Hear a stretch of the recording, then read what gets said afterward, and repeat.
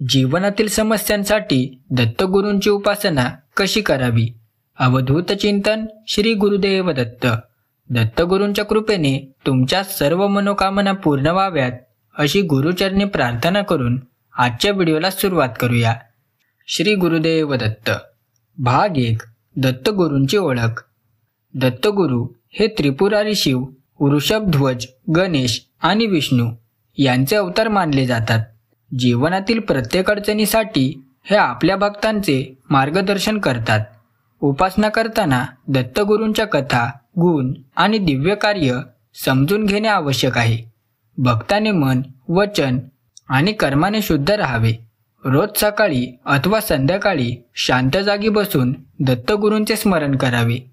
त्यांचं ध्यान करताना त्यांच्या प्रतिमा किंवा फोटो समोर ठेवावेत. मनातील चिंता, भीती आणि अडचणी गुरूंच्या चरणी नम्र भावाने अर्पण कराव्यात. मंत्र जपत राहावा. दत्तगुरू नमो नमा. भाग 2. योग्य वेळ आणि स्थळ. उपासनेसाठी योग्य वेळ अत्यंत महत्त्वाचा आहे. सकाळी सूर्योदयापूर्वी अथवा संध्याकाळी सूर्यास्तानंतर दत्तगुरूंची उपासना केल्यास मन शांत आणि एकाग्र राहते.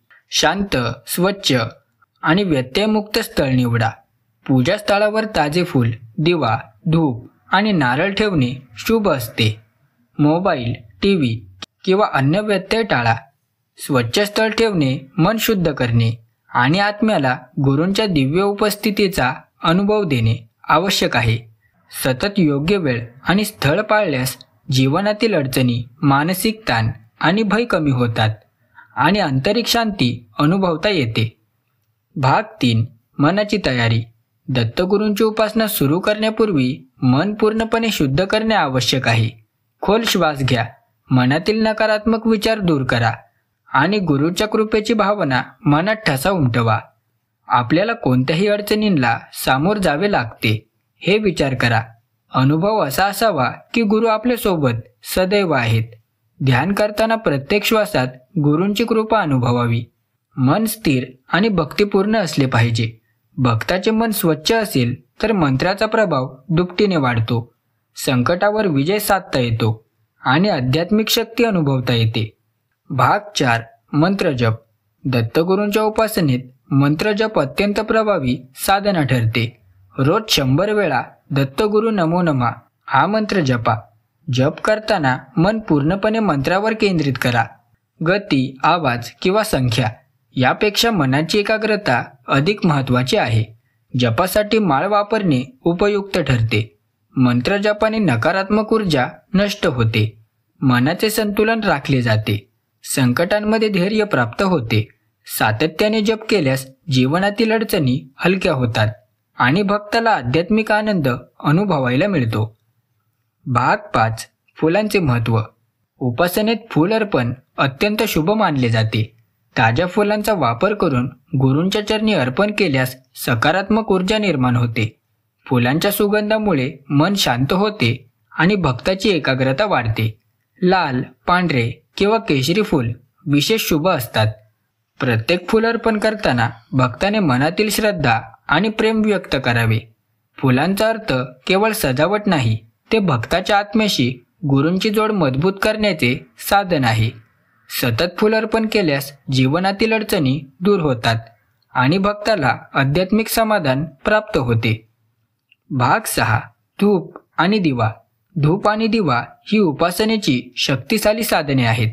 दिवा प्रकाशाने अंधकार नष्ट होतो आणि मनातील शांती वृद्धिंगत होते.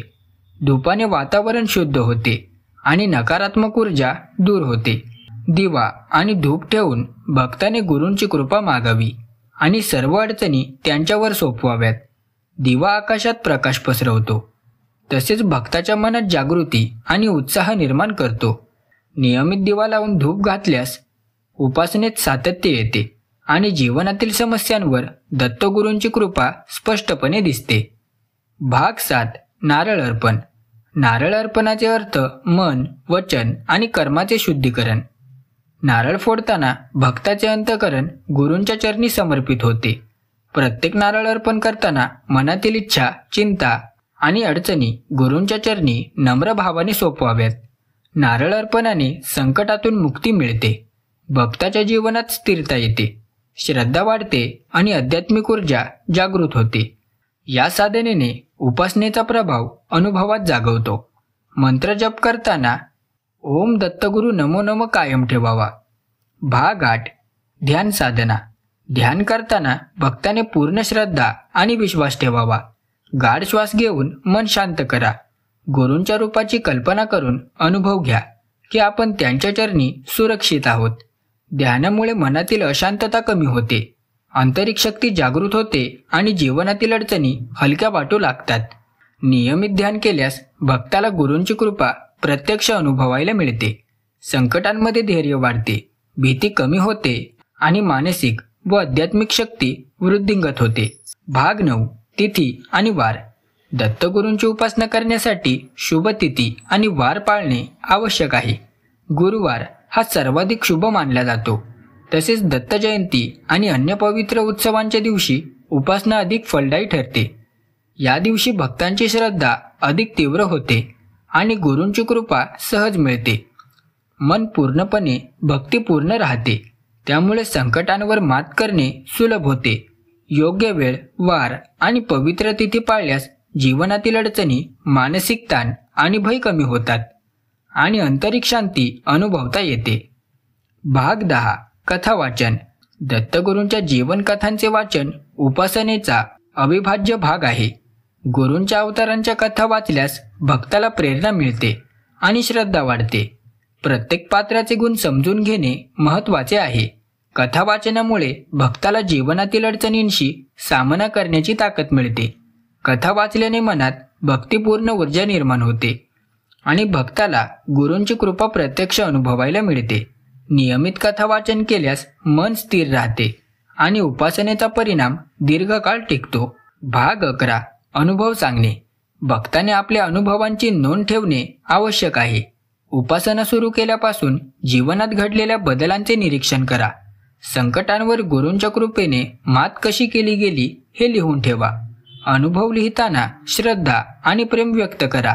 त्यामुळे उपासनेची प्रभावीता समजते आणि इतर भक्तांसाठी मार्गदर्शन तयार होते. अनुभव शेअर केल्यास भक्ताला आत्मविश्वास मिळतो, उपासनेत सातत्य टिकते आणि गुरूंची कृपा अधिक स्पष्टपणे जाणवते.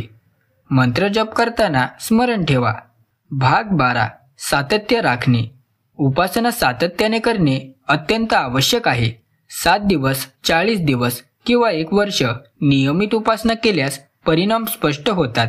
सातत्यामुळे मन स्थिर राहते, श्रद्धा व विश्वास वाढतो आणि नकारात्मक विचार कमी होतात. सातत्य राखल्यास जीवनातील अडचणींवर दत्तगुरूंचीच कृपा स्थायी स्वरूपात अनुभवता येते. नियमित उपासना केल्यास भक्ताला आध्यात्मिक ऊर्जा, मानसिक शांती आणि संकटांवर मात करण्याची क्षमता प्राप्त होते. भाग 13. भक्तिपूर्ण संवाद. उपासनेत फक्त मंत्रजप आणि पूजा नाही, तर गुरूंशी भक्तिपूर्ण संवाद देखील महत्त्वाचा आहे. मनातील भावना, प्रश्न, अडचणी गुरूंच्या चरणी नम्र भावाने व्यक्त करा. श्रद्धा आणि निष्ठा यावर संवाद असावा. हे भक्ताला मानसिक आधार देतात, भीती कमी करतात आणि जीवनात स्पष्टता निर्माण करतात. नियमित संवाद केल्यास मन शांत राहते, समस्यांचे निराकरण सुलभ होते आणि भक्ताच्या जीवनात आध्यात्मिक उन्नती साधली जाते. मंत्र जप करताना ओम दत्तगुरु नमो नमः सदैव स्मरण ठेवावे. भाग 14. अर्पण आणि समर्पण. उपासनेचा अंतिम टप्पा म्हणजे सर्व अडचणी, इच्छा, कर्म आणि मन गुरूंच्या चरणी पूर्णपणे अर्पण करणे. समर्पणामुळे मानसिक शांती मिळते, भीती कमी होते आणि जीवनातील अडचणी सहज सोडवता येतात. भक्ताने निस्वार्थ भाव ठेवावा. गुरूंच्या चरणी सर्व काही सोपवताना श्रद्धा, प्रेम आणि विश्वास असावा. या भावनेतून भक्ताला वास्तविक आध्यात्मिक अनुभव मिळतो. संकटांवर विजय साधता येतो. नियमित अर्पणामुळे गुरूंची कृपा अधिक तीव्र अनुभवता येते. मंत्र जप दत्तगुरु नमो नमः सातत्याने करा. भाग 15. परिणाम आणि अनुभव. नियमित उपासना, मंत्र जप, ध्यान, कथा वाचन, अर्पण आणि समर्पण केल्यास जीवनात सकारात्मक बदल दिसू लागतात. मानसिक शांती, आत्मविश्वास, धैर्य आणि समस्यांवर मात करण्याची क्षमता वाढते. भक्ताला संकटामध्ये स्थिर राहता येते आणि दत्तगुरूंची कृपा स्पष्ट अनुभवता येते. अनुभव लिहून ठेवणे आणि इतरांसोबत शेअर करणे उपासनेला अधिक फलदायी बनवते. सतत श्रद्धा, निष्ठा आणि सातत्य राखल्यास जीवनातील अडचणी कमी होतात आणि भक्ताला वास्तविक आध्यात्मिक समाधान मिळते. या व्हिडिओमधून तुम्हाला दत्तकृपेचा स्पर्श जाणवला असेल तर कमेंटमध्ये श्री गुरुदेव दत्त लिहायला विसरू नका. व्हिडिओ आवडला असेल तर व्हिडिओला एक लाईक आणि चॅनलला सबस्क्राईब करायला विसरू नका. तर चला भेटूया लवकरच पुढच्या व्हिडिओत. श्री गुरुदेव दत्त.